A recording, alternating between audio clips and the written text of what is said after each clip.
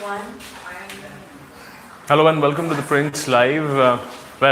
After about approximately a year, we are back to discuss how did the Chief Justice, the 46th Chief Justice of India, Ranjan Gogoi, actually perform. So how was the tenure all about, and how did the Chief Justice of India, Ranjan Gogoi, actually deliver while he was at the helm of affairs in the Supreme Court of India? Just to take you back, on 3rd of October, when the Chief Justice of India, Ranjan Gogoi, took office, the first thing that he ushered in the courtroom was his strict demeanor to deal with the pendency of cases. The first thing he highlighted was there would be no urgent mentionings unless it's a question of life or death. He had said in courtroom number 1 that there'd be no urgent mentionings. Now, just to reiterate that this mentioning part used to be something that used to take the most amount of time, because there used to be hundreds of lawyers waiting at the corridors of the Supreme Court of India to list their own cases. But it was Chief Justice of India Ranjan Gogoi who actually brought in that change.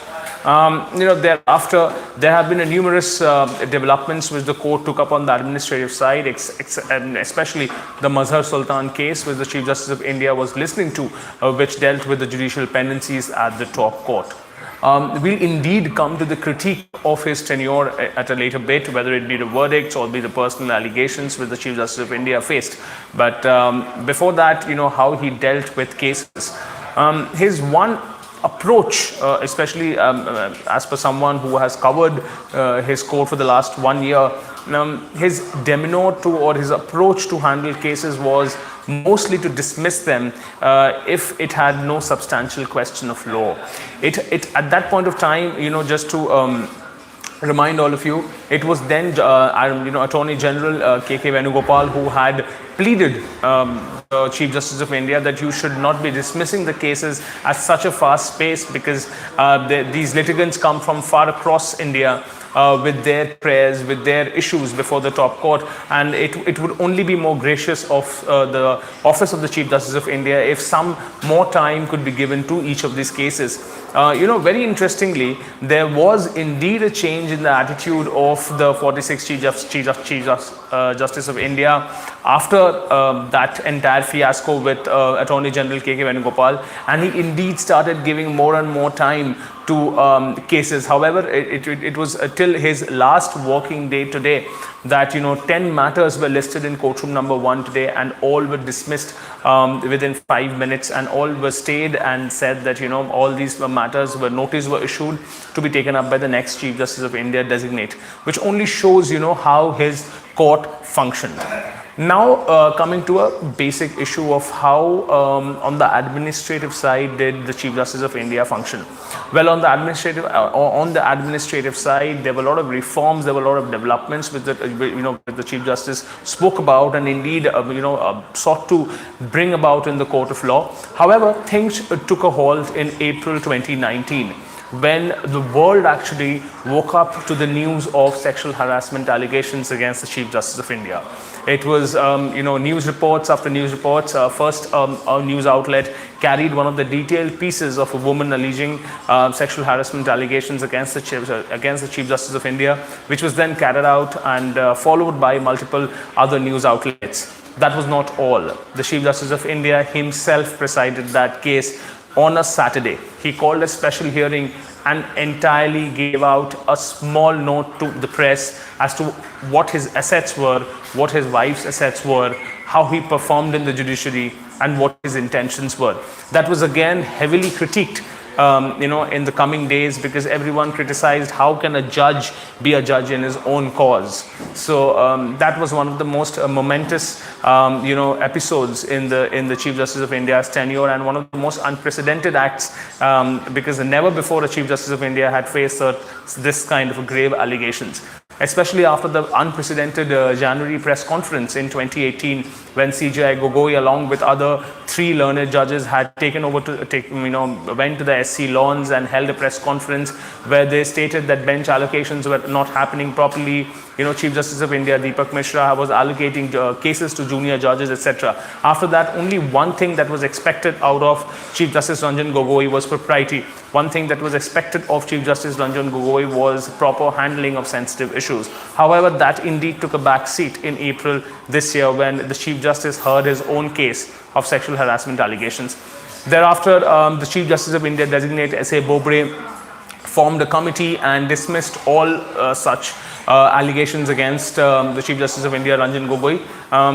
There were also other women judges in the bench or in the committee of the Bobde committee. However, that did not lead to any kind of conclusive results in that particular case, and the case now is at a very, very you would call a very dead stage, because there's nothing judicially happening on that front.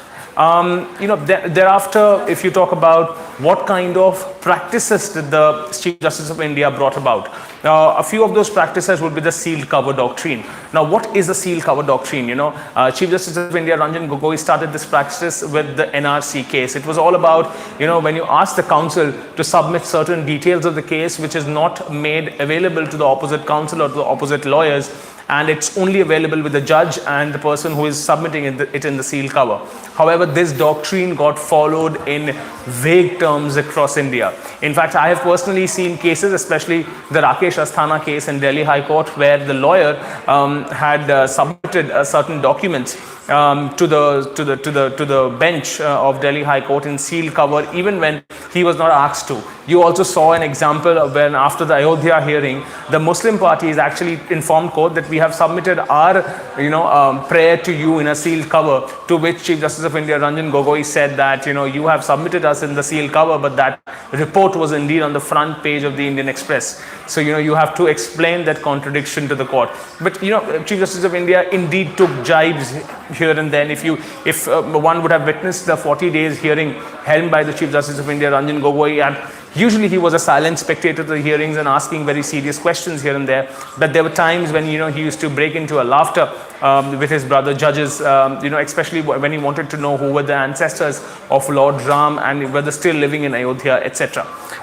There's a lot of things to ponder upon when we talk about Justice Ranjan Gogoi, but then let's start taking in questions and I'll tell you more about it.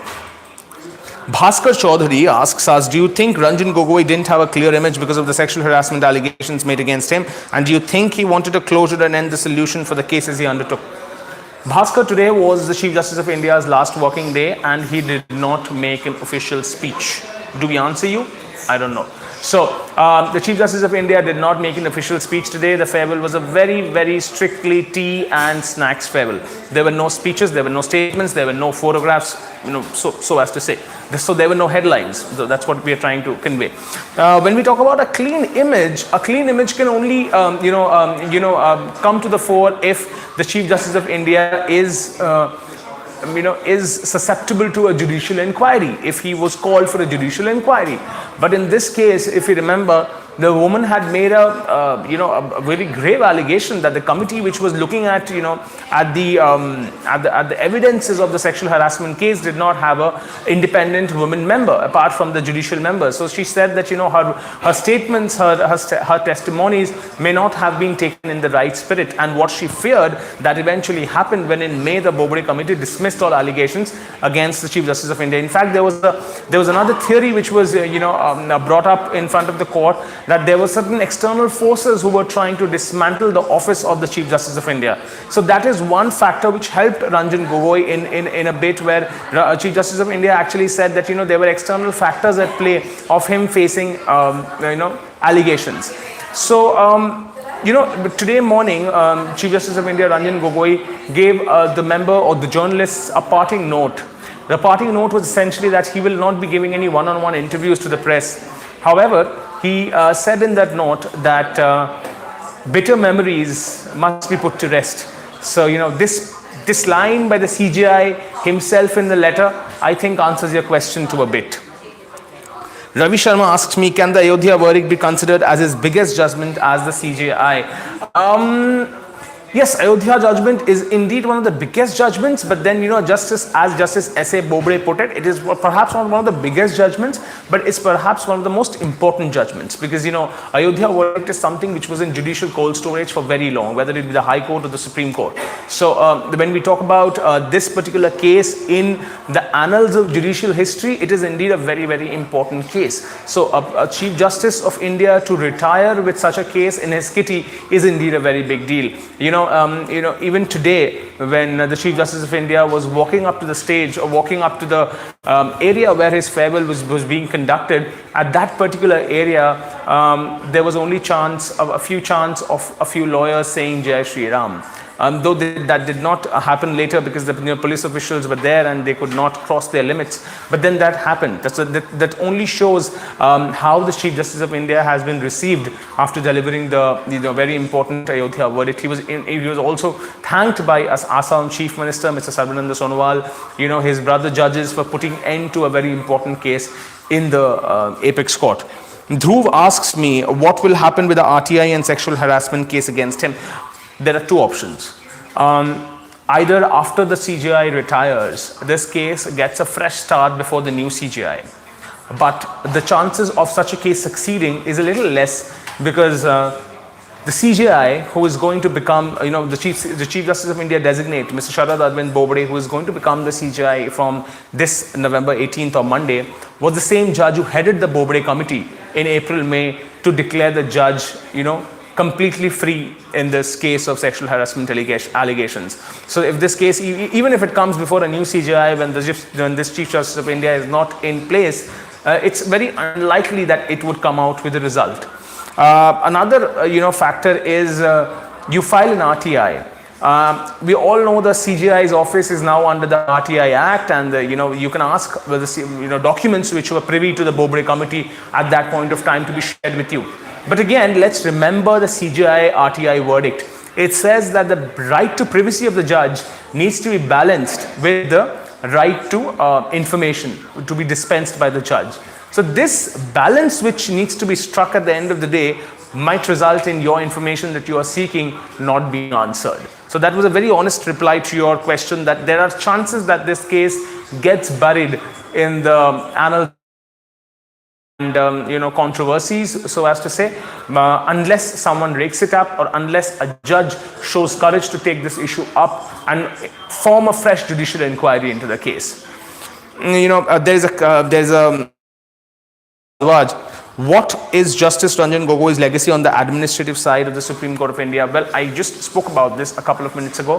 One of his basic contribution to the Supreme Court of India on the administrative side was that he believed in faster disposal of cases. Sometimes, that went a little wayward, because when you believe in faster disposal of cases, you often dispose of cases just at the first look of it. So that was happening very rampantly. So he slowed down a bit, but then yes, his approach was indeed to not have cases which have no substantial points of law for being heard months after months, and issues or the notices being issued. On another administrative side, one of the most important things that happened in his court was, when we talk about urgent mentionings, when we talk about mentionings that happen in the morning in the courtroom for important matters, he defined what is important. He defined what is urgent in the courtroom. He actually said that unless it's a matter of life or death, or it's a matter of violation of right to life, urgent matters cannot be mentioned in his courtroom. So, that was one of the most significant reforms he got into the administrative side, apart from filling in or, issuing directions to fill in vacancies in the subordinate judiciary. We have a question from Mr. Dhruv Rathi. He asks me, why do you think the CJI said that the court will not tolerate criticism, especially with relation to recusals? See, basically, Dhruv, you're asking me about the Chief Justice's position on recusal. So basically, when Justice Arun Mishra refused to recuse from the case, everyone went berserk. Everyone started questioning as to how Justice Arun Mishra is hearing a case in which he has already given an opinion. But it is just not Justice Arun Mishra. In May this year, the Chief Justice of India, Ranjan Gogoi himself has said that he will not allow anyone to interfere with the judicial independence of the country. When he was hearing the NRC case, a social activist, Mr. Harsh Mandher, had filed a petition seeking recusal of Chief Justice Ranjan Gogoi from the bench because he is from Assam and he might have certain biased views about the case. However, the Chief Justice of India in a later order removed Harsh Mandher as one of the petitioners in the case and got another party as the primary litigant in the case, which completely shows how the Chief Justice of India thinks about recusals especially. There was also an instance which the print will be highlighting to you very soon, that that there was an instance of the Chief Justice of India visiting one of the royal what do we say, palaces of Jaipur, and with his wife, he went there, he clicked photographs with the members of the hotel or with the association. But at the end of the day, when there was a case relating to one of the owners of the hotel, the lawyer had actually provided photographs to the bench about Chief Justice of India Ranjan Gogoi and his wife, along with the owners of the hotel, seeking his recusal. However, in a later order, he had not only did he refuse to recuse, but he also categorically stated that action be taken against the lawyer by the Bar Council of India because he was trying to malign the image and the office of the Chief Justice of India. Did Ranjan Gogoi truly justify his work as CJI during his tenure? So, I guess it's one of our last questions.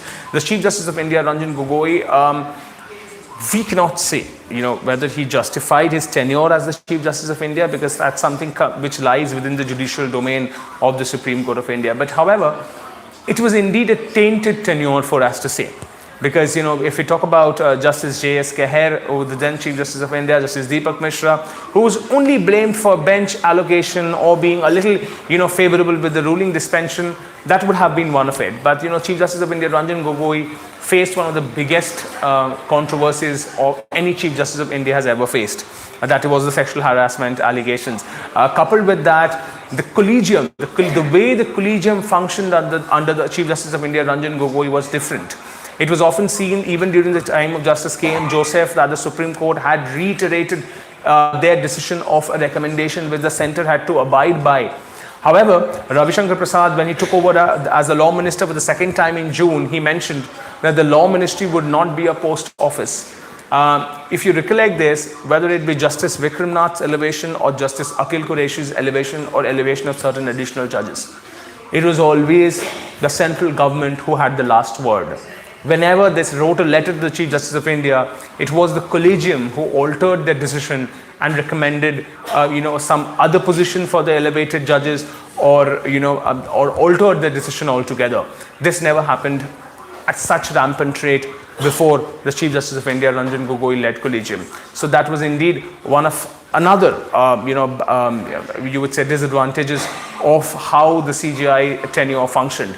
And also one of the stark criticisms which the CJI is now facing is the way judgments have been written.